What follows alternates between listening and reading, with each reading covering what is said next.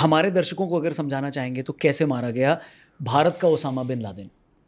देखिए, पहली बात तो ओसामा बिन लादेन उसको टाइटल मिली इस वजह से कि अगर आप देखें तो जो नया मिलेनियम चेंज हुआ जिसको हम 2000 बोलते हैं, ठीक है, वहाँ से राष्ट्रीय और अंतर्राष्ट्रीय दोनों ही पटल पे आतंकवाद का बड़ा एक अलग स्वरूप रहा है, और जिसमें सबसे बड़ा अटैक शामिल है आपको WTO यानी जिसको 6/11 कहते हैं, 9/11 बोलते हैं अमेरिका का, यानी उनका वर्ल्ड ट्रेड टावर अटैक हुआ था, उसको अलकायदा ने किया था, जिसका आर्किटेक्ट ओसामा बिन लादेन था, ठीक है, जिसको अमेरिका ने ऑलमोस्ट 10 या 11 साल के बाद मारा।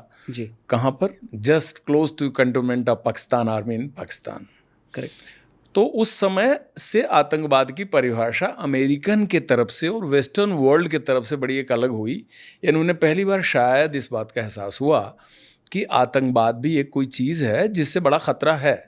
उससे पहले तो आतंकवाद की परिभाषा वो अपने तरीके से देते थे, और हमारे यहाँ पार्लियामेंट अटैक हो चुका था 13 दिसंबर 2001 को।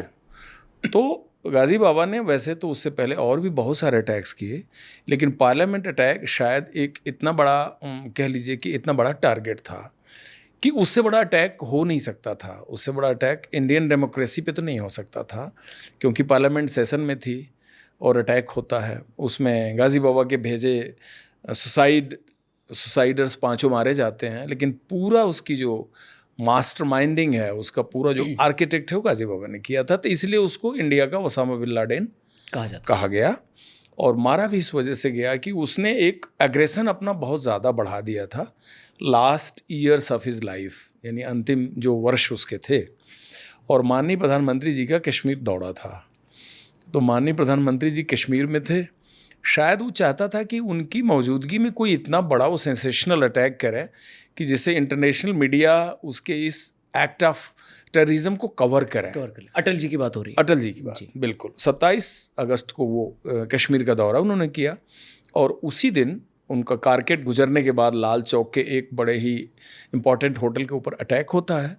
उस अटैक में पूरी रात उसका ऑपरेशन BSF और JNK पुलिस करती है, और अगले दिन अटल जी को जाना होता है वापस कश्मीर से दिल्ली। तो उस रात के ऑपरेशन में तो BSF ने सारे टेररिस्ट मार गिराए, 2 शहादत हमारी भी हुई थी, हमारे जवानों की भी। लेकिन अगले दिन प्रधानमंत्री महोदय को जाना था। तो मुझे लगता है इसके स्कीम में ये था कि आने के दिन मैंने वेलकम किया और जाने के दिन हम सेंड ऑफ देंगे। 28 अगस्त 28 को सेंड ऑफ मतलब क्या? उनका सेंड ऑफ ये था कि उस दिन भी हम कोई सुसाइड अटैक करेंगे, और सुसाइड अटैक का उसने पाकिस्तानी टेररिस्ट को बिल्कुल इक्विप कर रखा था। और वो पाकिस्तानी टेररिस्ट जब वो अटैक के लिए निकल रहा था, तो उसकी बदकिस्मती और हमारी खुशकिस्मती, उसको मेरी एक पेट्रोल पार्टी ने ज़िंदा पकड़ लिया। ओके। अटैक से पहले उसका ज़िंदा पकड़ा जाना, that was the nail in the coffin of Ghazi Baba. और उसके इंट्रोगेशन को लेके और उसके तमाम कड़ियों को जोड़ते हुए हम लोग आगे बढ़े, जिसमें एक पूरी एक इंट्रोगेशन की पूरी कंप्लीट कड़ी है। कई उसमें छोटी छोटी स्टोरीज़ हैं, बड़ी रियलिस्टिक स्टोरी हैं कि ह्यूमन इंटेलिजेंस के बल पे अगर आपने कोई चीज़ वर्कआउट की है तो टेररिज्म के उस टाइम में वो कितना अहमियत वाला हो सकता है। और उसको जोड़ते हुए एक से एक कड़ी जोड़ती गई, मेहनत हुआ, और अनस्टॉप्ड उसका फॉलोअप हुआ। और उसका नतीजा ये रहा कि 29 के रात को, अगली रात को, उससे पहले हमने ऑलरेडी उस पकड़े हुए पाकिस्तानी के हाइड आउट को डिमोलिश किया, उसको रेड किया, उसके कंप्लीट वेपन्स और आर्मरी वहाँ से हम लोगों ने निकाले। एक ही व्यक्ति था? एक ही व्यक्ति था पाकिस्तानी, पूरी फुली आर्म्ड था वो, यानी complete he was set out to attack. So was he a trend या कोई पाकिस्तान की आर्मी का कोई? नहीं, जैश ए मोहम्मद का वो ट्रेंड कार्डर था, यंग लड़का था, he was hardly of 20 years.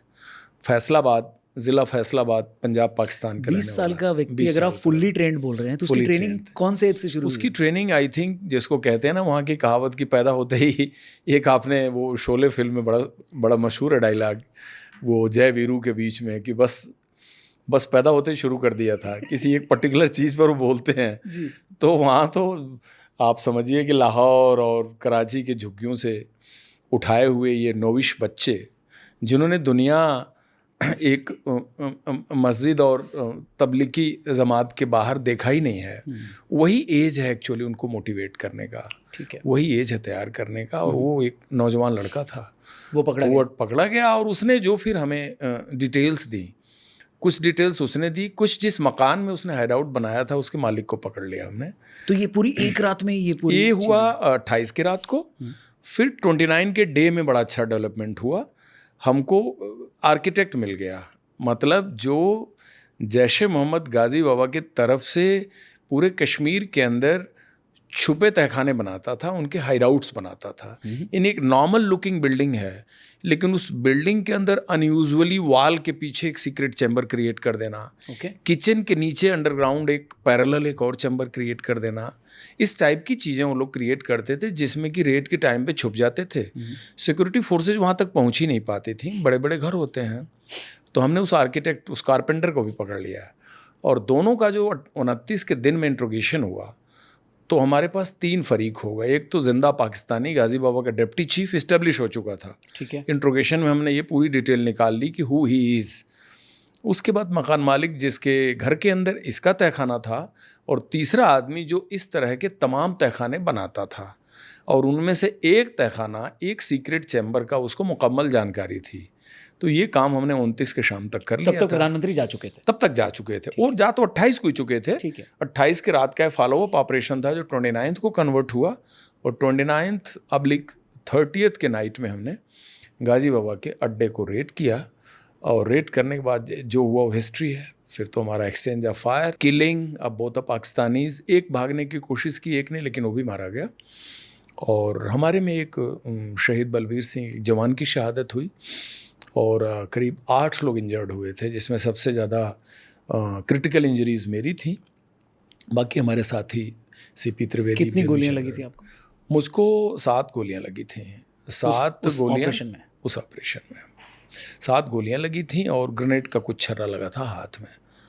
ये था जिसमें एक गोली तो है, बाकी पार करके निकल गई। तो ये रहा, हाथ शटर्ड हो गया था। तो आमना सामना हो पाया था क्या? बिल्कुल, गाजी बाबा को आप प्रॉपर्ली देख पाए थे? नहीं, देख नहीं पाए। उसका रीज़न ये था कि रूम में जब हम रूम का मुआयना कर रहे थे, जिसके अंदर उसका सीक्रेट चैम्बर वॉल के अंदर था, तो उसने लाइट ऑफ कर रखी थी। ओके। तो हम जब एंटर किए तो रूम में अंधेरा था। उसको फिर हमने वॉल में हाथ टटोल के स्विच बोर्ड ऑन किया तो लाइट जल गई। तो लाइट में कमरे में कुछ नहीं दिखा, कोई प्रॉपर्टी नहीं, अंगीठी, शूज, चप्पल, ओढ़ने की शाल, कंबल, फिरन जो होता है एक नॉर्मल कमरे में, और पूरा कमरा खाली था। और एक बड़ा अजीबोगरीब तरीके से वॉल में एक शीशा लगा हुआ था, जो शीशा अनयूजुअली बड़ा था, और वो शीशा फिटेड है, लगता था वॉल में कोई भी लुकिंग मिरर है। ठीक है। उसके नीचे ट्रे था, तमाम कुछ ड्रेसिंग मटेरियल था, कंघी, परफ्यूम, सम पाउडर, सट ऑफ थिंग, और उसके अलावा कुछ दिखता नहीं था। लेकिन जब हमने कारपेंटर को इंट्रोगेट किया, जो कि सीढ़ी में था, जब हम ऊपर चढ़े तो उसको भी साथ लेके गए थे। ठीक है। तो उसने जब इंडिकेट किया शीशा उसके पार, तो हमको एक रात पहले किचन, जो उस पाकिस्तानी का हमने किचन के अंडरग्राउंड एक चैम्बर रेड किया था, ठीक है, उसका कुछ याद आ गया। जैसे माइंड में इट रिमाइंडेड, 24 घंटा पहले एक रेड हुआ था जी। तो शीशा कोई साधारण शीशा नहीं था। शीशा मतलब अपने आप में एक वो स्टोरी था। शीशे का इशारा करना, शीशे को तोड़ा जाना, और अंदर से जो हमारा स्वागत हुआ गोलियों से और ग्रेनेड से। कितने लोग थे अंदर उस समय? हम लोग 8 लोग थे। उस तरफ, शीशे के उस तरफ? शीशे की सिधाई से 2 लाइन बन गई, यानी शीशा जब तोड़ा तो उसके जो साइड वाली जगह बची उसमें 2 हमारे कोलीग ऑफिसर उधर की तरफ हो गए, सीपी त्रिवेदी, बेनू चंद्रन, और इधर 7 लोग। 7 में पहले बस्ट से ही हमारे सामने ही बलबीर सिंह कांस्टेबल, जो मेरा अंगरक्षक था, उसको एक ही गोली लगी और वो गिर गया।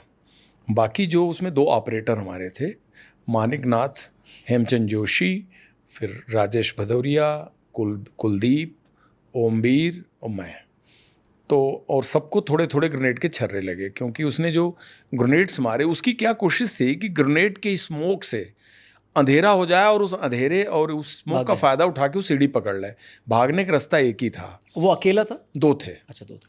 राशिद भाई एक और पाकिस्तानी अंदर था।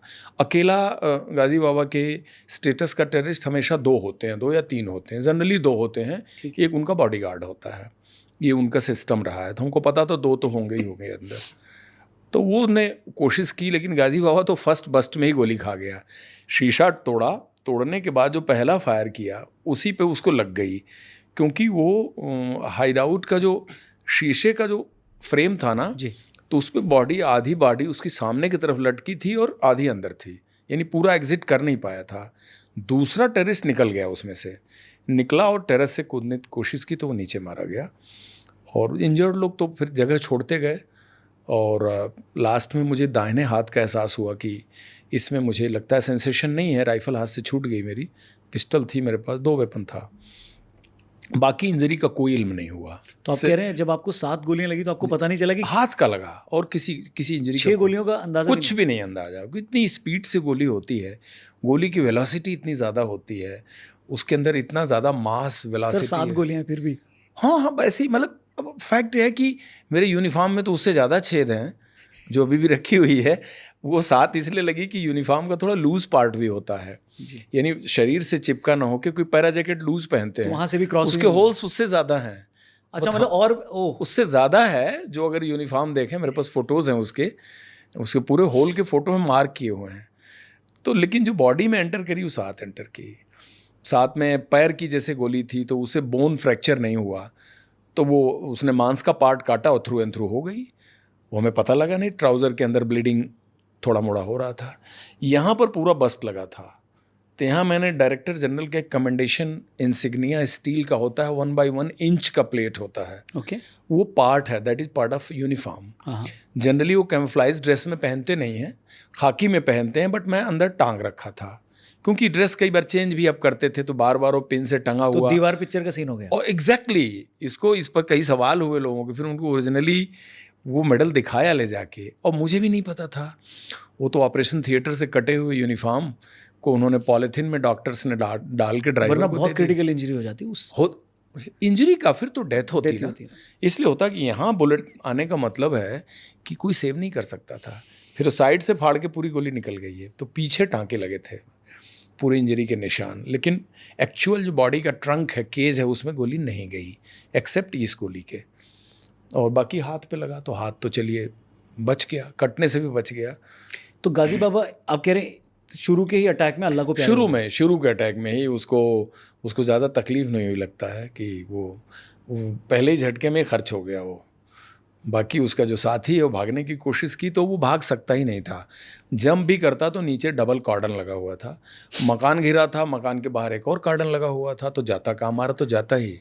उसको शायद इस बात का इल्म नहीं था कि ये कारपेंटर इनके साथ है, मुझे लगता है, क्योंकि तब मोबाइल का ज़माना था नहीं, कहीं से बात लीक होने के चांसेस बड़े कम थे, ह्यूमन एंड था, वायरलेस सेट होता था। तो आई थिंक वो इस मुतालबे में रह गया कि ये आ तो जाएंगे घर में, लेकिन मेरे सीक्रेट चैम्बर के बारे में इनको नहीं पता चलेगा। ये उसका अंडरलाइन पॉइंट था।